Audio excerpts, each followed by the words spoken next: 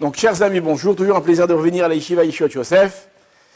Et nous vivons de très, très, très grands moments, d'accord. On peut dire ce qu'on veut, c'est des grands moments. Il y a un rabbin qui s'est exprimé dernièrement. Vous savez que dans le monde de la Torah, un petit peu, il y en a qui disent que oui, c'est les signes de la fin des temps. Non, c'est pas les signes de la fin des temps. Ou alors, il y a des discussions à droite, à gauche comme ça. Mais il y a un rabbin très intéressant ce qu'il a dit. Il a dit, même si tu dis, non, c'est difficile de dire que ce n'est pas les signes de la fin des temps ou on va dire que Goumado, parce qu'on n'en sait rien, mais dites-moi un mot joli, le précoce, les prémices, il a fait. C'est pas les prémices de quelque chose, c'est difficile. Pourquoi? Parce qu'on voit qu'on vit des très grands moments, et c'est difficile de dire que les prophètes n'en ont pas parlé. Ça veut dire, si tu dis que toutes les prophéties qu'on voit dans tout le Tamar par rapport à Harit Hayamim à la fin des temps, que c'est pas ce qu'on vit, alors cette période qu'on vit, où est-ce qu'elle est écrite dans les Nevi'im? Donc il dit, comme on n'a pas trouvé autre chose qu'Anirez Harit Hayamim. Je ne sais pas si vous avez compris ce que je veux dire, mais en tout cas, on vit des très grands moments. Maintenant, alors c'est vrai que le message de tout ce qui se passe, c'est Akadosh Baruch Hu, il s'adresse à nous. Alors c'est vrai qu'il y a la géopolitique, il y a un milliard, il y a toute l'humanité qui dépend de tout ce qui se passe aujourd'hui. Mais l'essentiel, c'est quoi? C'est vous, les petits juifs ici, qui sont ici. Et le but, c'est justement de prendre du moussard de tout ce qu'on voit. Et Bezrat Hashem, de trouver des kélim pour se rapprocher d'Hachem et de faire tchouva. Donc je vais essayer, avec l'aide de Dieu, de vous dire une idée qui va peut-être nous aider à utiliser cette période ou à voir quelque chose à travers cette période-là. Je ne vais pas faire la géopolitique, rassurez-vous, je ne vais pas après dire quoi que ce soit, je ne connais rien, mais juste comme un enfant qui regarde Médouza, qu'est-ce qu'il voit? Ce qu'on voit de haut. Le Chafetz Chaim, comme vous le savez, il était très intéressé tout le temps à ce qui se passe dans le monde. Pourquoi? Parce qu'il comprenait tout ce qui se passe dans le monde, c'était pour qui? C'était pour Israël. C'était pour Israël. Et il voyait dans chaque chose, il voyait du moussard. Il voyait quelque chose, il disait une parabole. Le Magui de Douvno aussi, il voyait quelque chose, il disait une parabole, il sortait un moussard de ça. Donc de tout ce qu'on vit, de tout ce qu'on voit, il y a beaucoup de moussard à apprendre. Donc ça, c'était la grosse introduction. Maintenant, qu'est-ce qui s'est passé le 6 juin 1944? Vous savez ce qui s'est passé le 6 juin 1944? Il n'y a pas très longtemps, il y a quelques semaines, on a fêté un des plus grands moments de l'histoire. Vous savez ce que c'est ou pas? On ne sait pas, on n'a pas appris à Marseille ce qu'ils avaient... Non, c'est parce que c'était en Normandie. Alors, le 6 juin 1944, qu'est-ce qui s'est passé, messieurs? Ouais, d'accord. Non, il a dit l'armistice. Non, c'est 8 mai, l'armistice, non? Le débarquement en Normandie. Maintenant, il ne faut pas les alzèles ce jour-là, il ne faut pas dénigrer ce jour-là. C'est le jour où l'humanité a commencé à être sauvée de Marchemo, de Hitler et de toute l'influence qu'il avait. Si les Alliés n'avaient pas fait le pas, alors on va savoir, comme il a dit Trump à Macron, il a dit aujourd'hui, vous parlierez allemand ici, en France. D'accord? Donc dénigrez pas trop les Américains. Maintenant, en réalité, il y a plusieurs faits historiques qui sont peut-être pas connus du grand public, mais vous savez qu'en réalité, le débarquement, il ne devait pas avoir lieu le 6 juin 1944. Il devait avoir lieu, vous savez quelle date? Le 4 juin 1944. Maintenant, avant le débarquement, sachez que les Américains, les Anglais, les Français, tous ceux qui étaient là-bas, vont préparer ce débarquement pendant des mois et des mois et des mois et des mois. Ils vont investir une somme d'argent colossale, un nombre de soldats colossal. Il y avait des millions de soldats, je crois qu'il y avait 3 millions de soldats là-bas en Angleterre. Et vraiment, c'était un événement immense. Et ils vont faire toutes sortes de trikim, comment dire, des trucs pour essayer de tromper les Allemands. Ils vont faire croire à Hitler, aux Allemands, que le débarquement ne va pas avoir lieu sur les plages de Normandie, mais il va avoir lieu un peu plus loin, à Calais là-bas. Là-bas, Calais, c'est l'endroit le plus court qui sépare la France de l'Angleterre. Ils vont faire toutes sortes de choses. Ils vont faire, alors, je ne sais pas si vous avez déjà vu des photos, des tanks gonflables. Ils vont mettre des tanks gonflables, des avions en carton, ils vont mettre toutes sortes de choses. Et ils vont étaler comme ça sur les côtes anglaises, genre en préparation, en attente. Les avions de reconnaissance allemands passaient, ils voyaient un attroupement de de troupes, de grosses troupes là-bas à côté plus vers le nord. Alors il s'est imaginé que le débarquement allait avoir plusieurs... Donc ils ont 1000 choses. Ils les ont trompés, bon, je ne vais pas vous raconter toute l'histoire, mais il y a 1000 choses qu'ils ont fait les Alliés pour les tromper. Maintenant, tout est prêt. Tout est prêt. Le général là-bas qui allait donc s'occuper qui allait coordonner tout, c'était qui? C'était Eisenhower.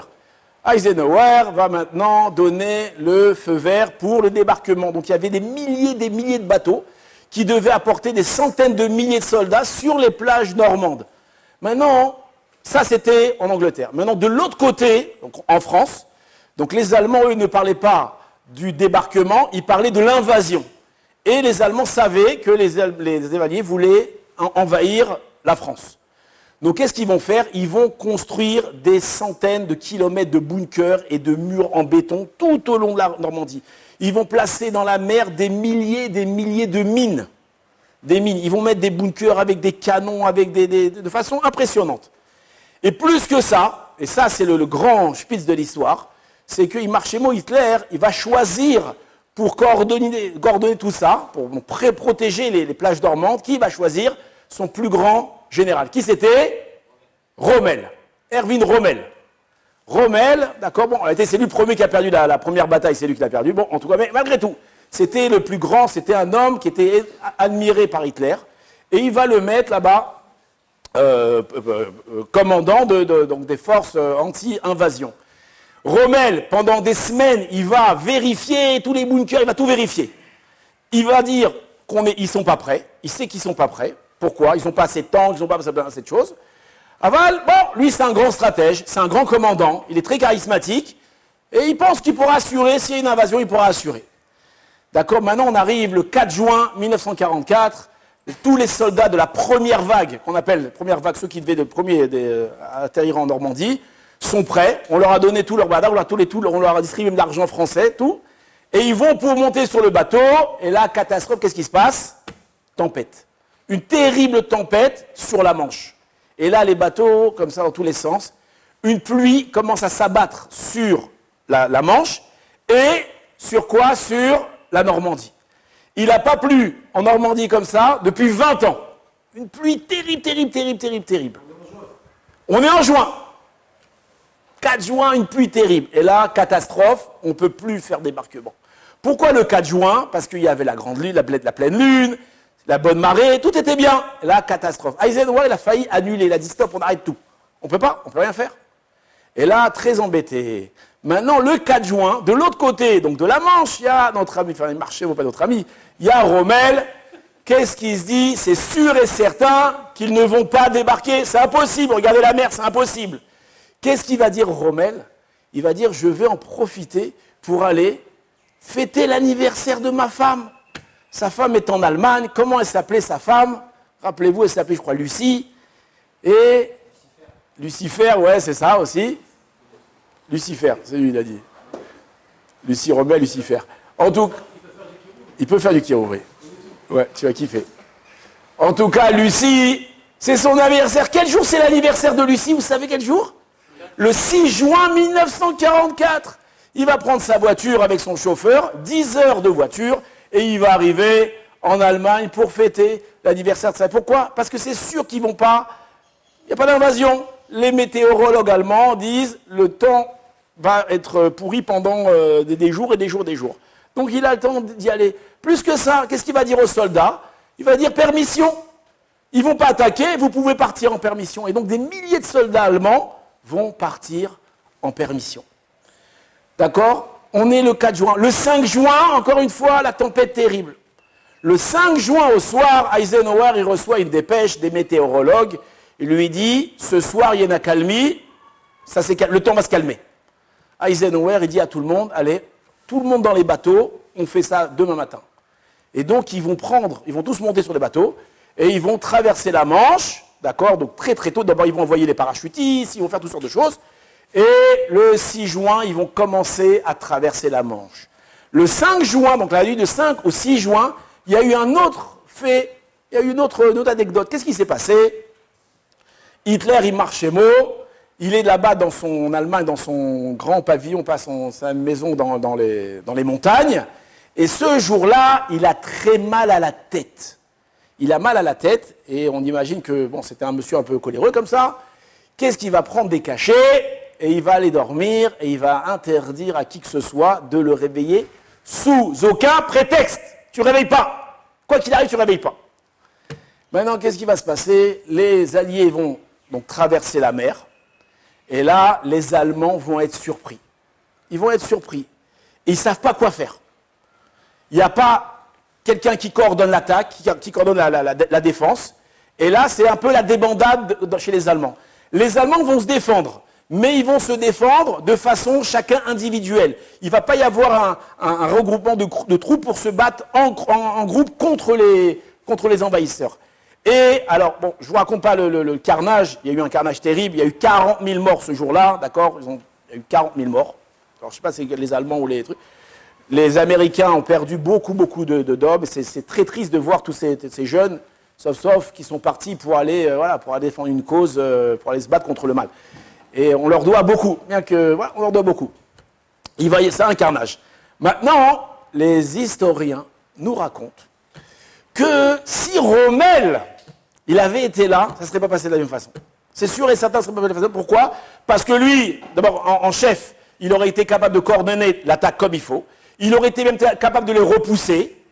Et plus que ça, Hitler, lui, il est parti dormir. Maintenant, qu'est-ce qui se passe? C'est quoi le problème qui est parti dormir?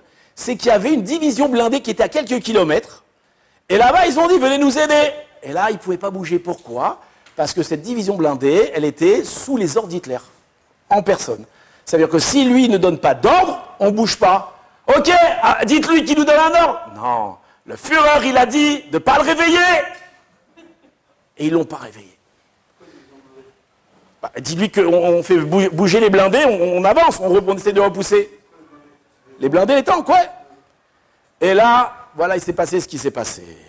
D'accord, donc ça c'est l'histoire, d'accord? L'histoire, maintenant des années plus tard, quand on réfléchit, on se dit, maman Rommel, pas Madame Rommel, mais la maman de Rommel, elle a choisi d'accoucher quel jour? Elle a choisi d'accoucher, donc ça fut le 6 juin 1944. Maintenant, nous, on croit, hein? Rommel, c'est le mari? Non, Rommel, oui, mais c'est Madame Rommel, ouais, t'as raison. Alors, Madame, la belle-mère, voilà, la belle-mère de Rommel, elle a accouché le 6 juin, pas 44, bien avant. Bah, quand je crois qu'elle avait 42 ans, elle a choisi, non, mais non, on voit une dame rentrer dans un hôpital, en train d'accoucher, elle accouche une petite fille, la petite Lucie, qu'est-ce qu'on se dit? Bon, qu'est-ce que cette chose-là, elle va changer le cours de l'histoire? En réalité, on ne sait pas, mais oui, cette chose-là va changer le cours de l'histoire. Et c'est comme ça, et avec cet œil-là, avec cette loupe-là, qu'il faut regarder l'histoire. Il y a beaucoup de choses qui nous arrivent, il y a beaucoup de choses qui arrivent.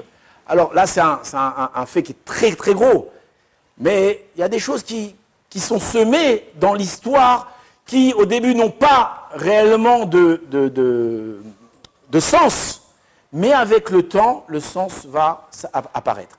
Ce jour-là, il y a eu une tempête, d'accord? On sait que celui qui a été déjà à Deauville, il sait que la pluie, il y en a beaucoup. Mais comme le Ravi l'a dit, Dafka au mois de juin, Dafka, ce jour-là, il y a eu une tempête le 4 juin. Oui. Tu sais pourquoi il y a eu une tempête le 4 juin? Pour que M. Rommel, il s'en aille voir sa femme et qu'on puisse faire le débarquement le 6 juin. Parce que s'il n'y avait pas eu de tempête, qu'est-ce qui se serait passé? Alors on aurait fait le débarquement le 4 juin, et qu'est-ce qui se serait passé? À Chemichou, on ne sait pas ce qu'il y aurait eu. Donc on voit ici qu'en réalité, il y a eu tempête, il y a eu doute. D'accord, Eisenhower, imaginez-vous, dans sa tête, il se dit, mais pourquoi le bon Dieu, il me fait une chose pareille? D'accord, il a dû rentrer dans des folies. Mais en réalité, il ne sait pas ici qu'il y a une main, Mechavenet. Comment on dit une main Mechavenet? Une main qui dirige tout, une main qui dirige toute l'histoire. D'accord, ça c'est ce qui s'est passé, d'accord, il y a 81 ans. Maintenant, il y a 630, 640 jours, il y a eu aussi un truc terrible. On a vécu quelque chose de terrible. Le 7 octobre, rappelez-vous chacun, alors, ça entre parenthèses, nous les religieux, on dit le 7 octobre. Eux, ils disent le Shabbat Shchora. On n'appelle pas ça le Shabbat Shchora, on appelle ça le 7 octobre. Pourquoi? Parce que le Shabbat, il n'a rien fait, au contraire, le Shabbat, il a protégé des gens. Et ce qui n'a pas protégé les gens, c'est justement la goyoute du mot, c'est le 7 octobre, d'accord? C'est d'Afka cette date qu'il faut retenir. En tout cas, il y a eu une terrible tempête. Et ben, on a tous été ébranlés, les juifs du monde entier ont été ébranlés. Tous, on s'est dit, ouais, mais comment on n'a pas pu arrêter une chose pareille? Comment les renseignements n'ont pas vu ce qui arrivait? Comment est-ce que, pourquoi l'armée n'était pas prévenue? Pourquoi? On a eu 1000 questionnements. On s'est tous mis même dans des tripes de héros. Ouais, si j'avais su, moi j'aurais pris ma voiture, je serais parti les aider. Oui, non, c'est pas rentré dans ces tripes? Ouais, bah, on tous rentrés dans les machins. Tous les soldats, ils disent, ah, j'avais su, j'aurais été, j'avais fait, j'aurais truc. On serait imaginé 1000 choses, comment nous on aurait agi, et on n'a pas agi, on voit qu'ils ont fait ce qu'ils ont voulu. Et ça, on s'est pris une très grande claque. Maintenant, si on regarde avec du recul, cette claque qui est triste, parce que ça a entraîné la mort de beaucoup de nos frères, de nos sœurs, beaucoup de gens sont morts de ça, et c'est une grande tristesse. Mais imaginez qu'il n'y aurait pas eu cette tempête-là, cette terrible tempête. Qu'est-ce qui se serait passé aujourd'hui? Regardez, les Iraniens, ils ont été capables de voir, aujourd'hui ils ont dit, ils ont envoyé 550 tilim. 550 tilim. Ils ont envoyé 1000, comment on dit les Kadbamim en français? Non, 550 depuis le début. Maintenant, imaginez-vous qu'eux nous balancent les 550 tilim. Alors vous allez dire, on a réussi à les arrêter. On a réussi à arrêter 500. Il y a 50 qui sont passés, plus que 10% qui sont passés. Maintenant, imaginez qu'au même moment, il y aurait le Hamas qui aurait attaqué. Et au même moment, il y aurait le Hezbollah qui aurait attaqué. Et au même moment, les Houthis auraient attaqué. Et au même moment, les Iraniens, ils auraient attaqué. S'ils savaient mettre tout bien coordonné comme il faut. Et qu'est-ce qui serait baissé aussi? Les Syriens se seraient mêlés. Et un peu les Irakiens, ils seraient mêlés. Imaginez-vous si tous ils étaient venus ensemble. On a vu pendant la guerre, quand le Hezbollah, il balançait les roquettes, on a eu du mal à les arrêter. Donc imaginez-vous, des missiles, des roquettes à Gaza, des tenders qui rentrent dans tous les côtés. Qu'est-ce qu'on serait devenu? Hachem Ishmor, qu'est-ce qu'on serait devenu? Mamage Hachem Ishmor, qu'est-ce qu'on serait devenu?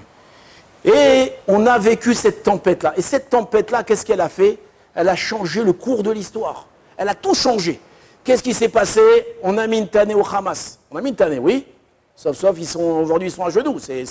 Ils sont en train de peaufiner. Après qu'on a fini avec le Hamas, d'accord, entre-temps, le Hezbollah, il reste plus ou moins calme. Tac, ils ont mis les beepers. Paf, ils leur ont mis une tannée au beeper. Oui ou non? Terrible. Ils ont la plus grande menace contre Israël. Ils l'ont rasé, ils l'ont annihilé. Qu'est-ce qui s'est passé après? La Syrie, paf, d'un coup, elle saute. Les Houthis, ils nous ont balancé des missiles, ils avaient une force. Les Américains, ils sont venus, qu'est-ce qu'ils ont fait? Paf, ils les ont éclatés. Et du coup, qui c'est qui reste? Il reste un acteur, il est là-bas. Un acteur, Baruch Hashem, Kashborchou, Nissim, ils ont été et ils ont réussi à faire un truc que pendant des années, ils vont réussir à parler. Donc en réalité, on voit que cette tempête qu'on a vécue, cette tempête qu'on a souffert de cette tempête-là, c'est elle qui a été une grande Yeshua. Alors nous, on aime bien dire Gamzol et Tova. On aime bien le dire, mais surtout, on aime bien le voir. Et là, on voit Bémet que là, il y a une grande Ashgacha d'Akadosh Baruch Hu, et que s'il n'y avait pas eu tous ces événements-là avant, on n'en serait pas où on est aujourd'hui. On ne sait pas où serons aujourd'hui. Alors on ne sait pas ce que l'histoire va donner, on ne sait pas comment les Iraniens vont répliquer, mais déjà, Baruch Hashem, on a fait un très grand pas. Tout ça, ce n'est qu'une introduction, ce n'est pas de ça que je voulais vous parler. Moi, je viens vous parler maintenant par rapport à nous. Nous aussi, nous, dans nos vies, on vit des tempêtes. On vit des tempêtes, d'accord? On peut se faire envoyer de son travail, on peut rater un rendez-vous très important, on peut, Chasvé Shalom, des gens ont divorcé, des gens ont eu des maladies. Toutes sortes de gens vivent des tempêtes et ont vécu des tempêtes. Mais en réalité, on voit que 1000 personnes sont capables de témoigner, de raconter que toutes les tempêtes qu'ils ont vécues, en réalité, ça a été pour eux un tremplin pour la vie. D'accord? Il y a un livre qui s'appelle Tant qu'il y a de la vie. Vous l'avez lu ou pas? Le Rav Margalit. Vous avez entendu Tant qu'il y a de la vie? Comment il s'appelle en français? Non, Tant qu'il y a de la vie, c'est en hébreu, comment il s'appelle? Tu vois quel livre? Un gros livre marron. Le Rav Margalit, il est handicapé, il a vécu une vie très difficile, et il a écrit un livre qui a fait un grand succès. Il raconte son histoire dans plein d'endroits. Et il raconte aussi que les difficultés de la vie qu'il a vécues, d'accord, c'est ça qui l'ont projeté à faire des choses incroyables dans sa vie. Et il raconte une histoire incroyable. Alors c'est Chavouta qui me l'avait raconté à l'époque. Il m'a raconté une histoire, il dit un jour, il était comme ça dans une conférence et il parlait. Et il racontait sa vie, il racontait. Et là, il y a un bonhomme, il est venu le voir, il lui a dit, j'ai entendu votre discours, que vous avez vécu des moments difficiles, une tempête, comme on m'a dit. Et de cette tempête, vous avez réussi à rebondir. Alors, est-ce que moi, je peux vous raconter mon histoire? Alors le Rav, il a dit, excusez-moi, ça ne m'intéresse pas du tout, j'ai pas le temps, puis je suis pressé. Et il est parti, il a laissé. Non, je plaisante. Il a dit, bien sûr, racontez-moi, c'est pour réveiller les gens, des fois, ils ne suivent plus. Il dit, bien sûr, racontez-moi l'histoire. Et il raconte qu'un jour, il avait mal à la tête. Vous connaissez l'histoire ou pas? Il avait mal à la tête. Alors, il est parti chez le docteur. Qu'est-ce qu'il dit, docteur? Un Rav, quand on va mal à la tête, qu'est-ce qu'il dit? Ah, Camol, Doliprane. Il a pris Doliprane, il retient encore mal à la tête. Qu'est-ce qu'il lui dit? Optalgine, prends deux, oui. Prends Optalgine. Et il prend, ça passe pas, très très mal à la tête. À la fin, il décide de faire des examens. Et ils lui font un scanner du cerveau. Ils font un scanner, qu'est-ce qu'ils trouvent? Hachem Ishmor, une tumeur dans le cerveau. Alors je ne connais pas les détails exactement, comment ça marche, je ne sais pas ce que c'est. En tout cas, il trouve une tumeur. Maintenant, il sait qu'une tumeur, elle peut se soigner. Ça se soigne. Et là, le docteur, il lui dit non, c'est impossible. Pourquoi c'est impossible? Elle est placée dans un endroit où on ne peut pas l'atteindre. Alors bien sûr, quand on fait une opération du cerveau, j'imagine, on n'ouvre pas le cerveau. Je ne sais pas comment on fait, mais... Alors on rentre une aiguille, on essaie d'aspirer, alors je ne sais pas exactement l'état, comment on fait. Et là-bas, le bonhomme, alors il dit, mais vous pouvez l'atteindre avec une seringue, quelque chose. Il lui a dit, on pourrait, mais elle est placée dans un endroit, on ne peut pas l'atteindre. Impossible à atteindre. Il dit, mais il y a sûrement une solution. Et il insiste avec le docteur. Le docteur dit, on peut pas. Et il insiste, lourd. Lourd, je vais mourir, aide-moi. Et à la fin, il lui dit, écoutez, si vous arrivez à trouver une aiguille qui est rigide, droite, creuse, tant de trucs, il lui donne 1000 spécificités, tu arrives à trouver une aiguille comme ça, machin, on pourrait t'opérer. Et ça n'existe pas. Le bonhomme, qu'est-ce qu'il fait? Il rentre chez lui, il se met sous les couettes, il pleure, et il meurt. Non, qu'est-ce qu'il fait? Il rentre chez lui, il dit, je vais y arriver. Il appelle son copain, je ne sais pas dans quel pays il habite, il lui raconte, un mec ingénieur, il dit, voilà, c'est un truc très compliqué qu'il demande. Ah ouais, en effet, la matière, machin, un truc creusé, un trou petit comme ça, c'est très compliqué, je ne sais pas. Ah, mais je connais un bonhomme qui, peut-être qui peut t'aider, il appelle. Il fait les téléphones, il fait les machins, il se déplace, il va à droite, à gauche, il va à la NASA, il va dans plein d'endroits. Et pendant des mois, et il a mal à la tête. Et des mois. À la fin, il arrive à trouver quelqu'un qui est capable de faire selon ce qu'il est spécifique, exactement l'outil qu'il a besoin. Et il prend donc cet outil-là, et il va voir le docteur, et il dit, voilà votre aiguille. Et là, le docteur, il voit exactement ce qu'il faut. Alors, c'est plus compliqué que ça, j'imagine, d'accord? Je vais pas... Mais c'était un début. Et grâce à ça, il a été sauvé. Maintenant, c'est pas qu'il a été sauvé seulement, c'est que son invention, elle a sauvé d'autres gens après. Donc on voit ici que quoi? Une histoire incroyable. C'est un homme qui a vécu une tempête terrible. Qu'est-ce qu'il aurait pu dire? Ah, Hachem, il veut me punir, Hachem, pas du tout. Ici, c'est un tremplin pour revivre. Et on voit que Mâche était un tremplin extraordinaire. Ça, c'est une notion. Donc en vérité, quand on dit Gamzo Letova, ce n'est pas simplement un bitouille, une expression, allez, Gamzo Letova, ouais. Hein, un dicton ou quand un mec il pleure, tu lui tapes sur l'épaule, il dit Gamzo Letova.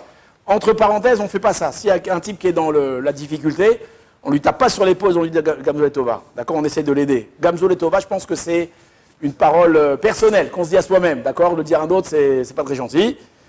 Enfin, ça dépend des relations que vous avez, mais en tout cas, mais cette notion de Gamzo Letova, Hazal, il nous dévoile que Bemet Gamzo Letova, que tu vis aujourd'hui une tempête, si tu as confiance en Kadosh Baruch Hu, alors Bezrat Kadosh Baruch Hu, il va, t'inquiète pas, il va t'aider. Maintenant, c'est pas cette notion-là, tout ça c'est une introduction, c'est pas cette notion-là que je vais vous dire. Moi, je vais vous dire une autre notion. Et cette notion-là, elle est plus profonde et elle est plus, peut-être compliquée à expliquer, mais vous êtes des gens intelligents, je pense que vous allez rapidement comprendre. Si on reprend l'histoire comme exemple, hein, comme parabole, l'histoire avec Hitler et avec Rommel. D'accord? Pourquoi Rommel, en réalité, en allant à l'anniversaire de sa femme, qu'est-ce qu'il a fait? Il a entraîné un grand malheur pour l'Allemagne. Oui, un grand bonheur pour l'humanité, mais pour l'Allemagne, il a un grand malheur. Pourquoi il est parti voir sa femme? Alors, j'en sais rien, d'accord? Même j'ai cherché un petit peu, je n'ai pas trouvé. Mais allez savoir, peut-être que Rommel, c'était un homme coléreux.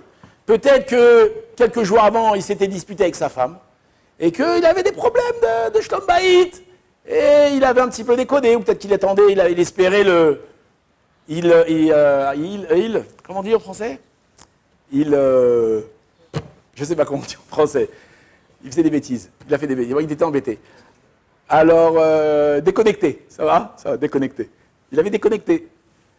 Ou peut-être que non, c'est Mme Rommel qui avait aussi des mauvaises midotes. En mode tout le méchané. Ce qu'on peut être sûr, c'est que ces gens-là, c'était des réchaïm, c'était de la pourriture du monde.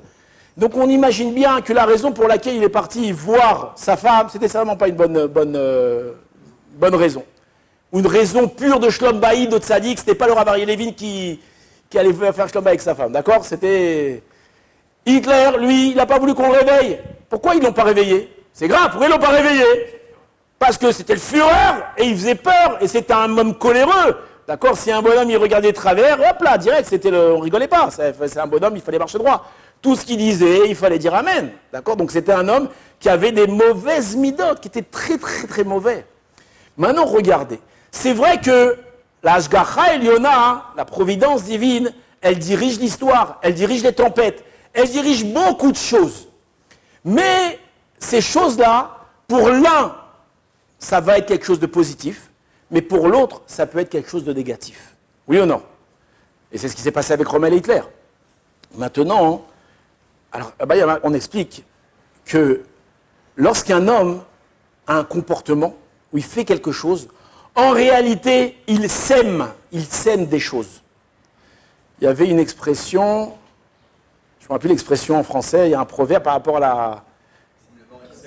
Qui sème le vent récolte la tempête. Alors, c'est pas exactement ça, mais qui sème le... Ouais, on dit aussi sème le vent récolte la tempête. Sauf, tu es le fruit de tout ce que tu as semé durant toute ta vie. Toi, Hitler, si tu avais été un homme plus sympa, ou plus à l'écoute des gens, peut-être ce soir-là, ils t'auraient réveillé, ils n'auraient pas eu peur de te réveiller. Peut-être toi, Rommel, si tu n'étais pas disputé, j'en sais rien, peut-être c'est pas ça l'histoire, mais on imagine, peut-être c'est sûrement ça. Si tu étais un homme un peu mieux, avec des meilleures midotes, alors peut-être tu n'aurais pas eu besoin d'aller fêter l'anniversaire de ta femme, d'accord? On ne sait pas. On ne sait pas qu'est-ce que l'histoire allait donner. Mais on voit que quoi? Que toi, tu as été un homme mauvais pendant toutes ces années-là. Tu as semé tout au long de ta vie des mauvaises choses. Viendra un jour où la Hashgacha Eliona, la providence divine, elle fera que tu récolteras toutes ces mauvaises choses. De la même façon, un homme, et quand je dis un homme, ce n'est pas qu'un homme, c'est aussi un peuple. Si un homme ou un peuple, durant toute sa vie, il cherche le bien, il cherche à faire le bien, il est sincère, il est honnête. Alors c'est sûr qu'on fait tous des bêtises, on fait tous des erreurs, d'accord? Des fois, on se comporte mal. Mais je ne pense pas que vous vous comportez mal, Bekavana, lorsqu'on peut vexer quelqu'un, on peut dire un mauvais mot à quelqu'un, à droite, à gauche. C'est jamais avec une volonté de la baisser. Des fois, c'est une petite bêtise, une petite... Donc en réalité, on est des gens sincères, on est des gens bons, d'accord? On est des gens qui veulent faire le bien. Donc si toi, tu es un homme sincère, alors c'est sûr et certain, et que tu cherches le bien, et que tu as les bonnes midotes, c'est sûr et certain que Akadosh Baruch Hu, il fera que la Hashgacha Eliona, la providence divine, alors elle va tourner le cours de l'histoire en ta faveur. Tu ne seras jamais perdant. Un homme qui se comporte bien, il n'est jamais perdant. Il y a une histoire que j'ai écrite dans la paracha, c'est une des premières histoires que j'ai écrites. Là-bas, j'avais mis un moussard. Mais en réalité, quand j'ai écrit ça, je me suis dit non, le moussard, c'est pas celui-là, il n'est pas juste. Je vous raconte l'histoire, il y a environ une trentaine d'années, moi j'étais déjà en Israël, et il y a eu une dame qui était dans un bus à Tel Aviv, et elle est assise comme ça, et à un moment, il y a une dame qui essaie de descendre avec sa poussette. Elle essaie de descendre sur la poussette du bus, comme ça, elle a un peu de mal. Et donc il y a une dame qui est assise comme ça, elle dit, attends madame, je vais vous aider. Elle va pour l'aider, elle n'y arrive pas. Attendez, elle descend du bus, et elle l'aide à descendre la poubelle. Elle descend la poussette. Elle descend la poussette. Et le chauffeur de bus, Thierry, israélien comme il est, qu'est-ce qu'il a fait? Paf, il ferme les portes du bus. Et la dame, elle se retrouve dehors. Et comme elle criait, elle crie, alors le mec il s'est barré. Le bus il roule 100 mètres, explosion. 50 morts il y a eu. 54 morts il y a eu. Truc terrible. C'était deux bus, un à côté de l'autre, il a explosé, 54 morts. Après l'enquête, la dame, où est-ce qu'elle était assise? À côté du Mechabel. Ça n'a pas, il ne serait rien resté d'elle. On n'aurait jamais su qu'elle était dans le bus, la dame. Tellement que Maintenant, moi, comment j'expliquais ça? Moi, je disais qu'un homme qui fait une mitzvah, alors il n'est pas perdant. Tu vois, tu as fait une mitzvah, tu as aidé quelqu'un, tu n'es pas perdant. C'est plus profond que ça. Une dame qui est prête à se lever et à descendre du bus pour aider une autre dame à descendre la poussette, c'est une dame qui est bonne. C'est une dame qui a c'est pas du jour au lendemain que tu deviens sympa comme ça. C'est quelque chose que tu as entretenu chez toi. Oui ou non? Vous savez comment je sais? Parce que remarquez qu'il y a des choses, des choses bonnes qu'on pourrait faire et qu'on ne fait pas. Pourquoi? Parce qu'on n'est pas aiguisé à le faire. Quelqu'un qui est aiguisé à faire le bien, c'est un radar. Une fois, j'étais au Stibler comme ça, chez moi à Ramabet, quand j'habitais à Ramabet, et pour aller au Stibler, alors il y avait un escalier, un petit escalier, un escalier très fin comme ça. Et moi j'avais fila de fila, je vais pour descendre, je ne peux pas descendre, il y a un vieux monsieur en plein milieu d'escalier. Et je suis bloqué comme ça. Et de l'autre côté en bas, il y a un monsieur qui veut monter, il ne peut pas monter non plus, il y a le vieux monsieur qui est là. Et derrière moi, il y a un autre bonhomme qui s'ajoute, et encore un autre derrière, encore un autre. Et en bas aussi, il y a 3-4 qui... Et on est tous comme ça, une dizaine d'imbéciles, et on ne sait pas quoi faire. Il y a un vieux monsieur en plein milieu. Et là, il y a un bonhomme, un témani comme ça, il pousse tout le monde, il monte les escaliers, ah, Tatsari Rezra, tu as besoin d'aide? Et le petit vieux, il dit, oui, j'arrive pas à monter. Il le prend, il le monte comme ça. Et moi, je m'arrête comme ça, je regarde le type derrière moi, je dis, on est des imbéciles ou quoi? On est des imbéciles. On n'a pas vu qu'il ait besoin d'aide? Tu sais pourquoi tu n'as pas vu qu'il avait besoin d'aide? Parce que tu n'es pas aiguisé à ça. Tu n'es pas un homme qui cherche le bien sans arrêt. Si Dieu cherche le bien sans arrêt, partout où tu vas, tu cherches, tu trouveras le bien. Dans ma synagogue, à Yom Kippour, il y a un mec qui s'est évanoui. Il s'est évanoui là-bas. Le type qui était là-bas, Iriel il s'appelait, le type qui était là-bas, en 2 secondes, il le met, Comment t'es arrivé de là-bas? En un instant, nous on est restés bêtes, il était par terre, on ne sait pas quoi faire. Comment? Tout simplement, le mec c'est un sauveteur. C'est son métier. Lui, il a un radar, il cherche les gens qui s'évanouissent. Un homme qui entretient le bien, alors automatiquement ça affine. Et un homme qui a recherché toute sa vie à faire le bien, il a mis le bien, c'est sûr et certain qu'Akash Baruch Hu, il fera que la Hashgacha Eliona, un jour, elle viendra à son aide. Mais si, Chas v'Shalom, quelqu'un, il s'est mal comporté durant sa vie, il est méchant, il est cruel, il est toutes les mauvaises midotes que vous voulez, même tous ensemble ou chacune à part, viendra un jour où Dafka, le problème, le défaut qu'il a eu, viendra un jour lui planter un couteau dans le dos. Tu vois, tu t'es mal comporté pendant des années, regarde, tac, tu te fais planter. Donc on voit en réalité que oui, les tempêtes, elles sont là parfois pour nous aider. Oui, il y a Hashgacha Eliona qui nous protège. Mais attention, de quel côté tu vas être? Tu vas être côté du bon ou du mal? Si toute ta vie, durant, tu as semé le bien, à la fin, tu récolteras le bien.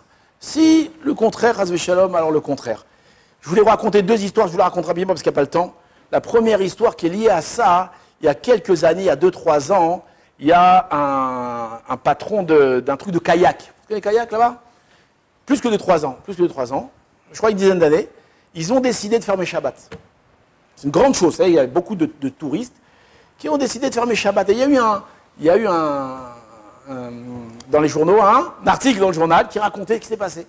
Et il dit, donc ils ont décidé, on ferme Shabbat. Maintenant, le problème qu'ils ont eu, c'est qu'il y avait une famille qui avait réservé tout l'endroit pour une bat mitzvah. Un Shabbat dans plusieurs semaines. D'accord? Maintenant, le bonhomme, il dit, écoutez, on ne peut pas, on annule. Maintenant, des gens de Tel Aviv, ma putain, vous annulez rien du tout. On a payé, on a réservé, vous êtes obligé de le faire. Et il dit, mais non, on est fermé Shabbat. Et le bonhomme, il les menace de les attaquer en procès. Ça peut être très très mal pour eux. Et le bonhomme, il ne sait pas quoi faire. Et lui, il a pris sur lui de fermer Shabbat. Un jour après, il reçoit un coup de téléphone du client. Il a dit, bon, c'est pas grave, allez, ok, on le fera un autre jour. Il annule. Il s'intéresse, il dit, qu'est-ce qui s'est passé? Qu'est-ce que volte-face comme ça, qu'est-ce qui s'est passé? Et il lui raconte. Il a dit, quand j'ai raconté ça au grand-père, alors le grand-père, c'est un Nitzol Shoah, qui a vécu dans les camps, il a été dans les camps. Et quand il a entendu l'histoire que ce bonhomme-là, il voulait fermer en l'honneur du Shabbat, le grand-père, il a dit, c'est en l'honneur du Shabbat, c'est des gens pas religieux, hein. Il a dit, alors laisse-le tranquille. Il a dit, pourquoi tu en laisses tranquille? Il a dit, moi j'étais dans les camps. Moi j'ai vu les religieux, les efforts, la Messirut Nefesh qu'ils ont fait pour garder le Shabbat. Combien le Shabbat, il était cher à leurs yeux.